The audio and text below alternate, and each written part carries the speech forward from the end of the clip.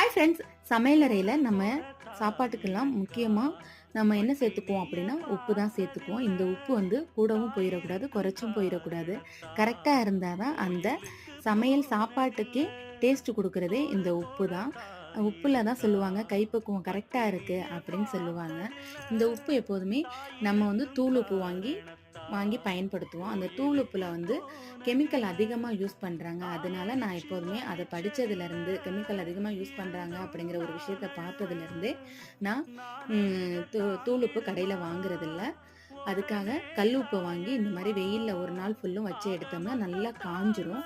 காஞ்சதுக்கப்புறம் அந்த ஈரத்தன்மைலாம் குறைஞ்சோனே மிக்ஸி ஜார்ல போட்டு இந்த மாரி பொடி பண்ணி எடுத்து வச்சுக்கிட்டு, பொரியல், கூட்டு இந்த மாரி மாவு பிணையிறது, சப்பாத்தி மாவு பிணையிறது மத்த எல்லாத்துக்குமே தூள் உப்பு எது எதுக்கு பயன்படுத்துமோ அது மாரி பயன்படுத்திக்கிறது.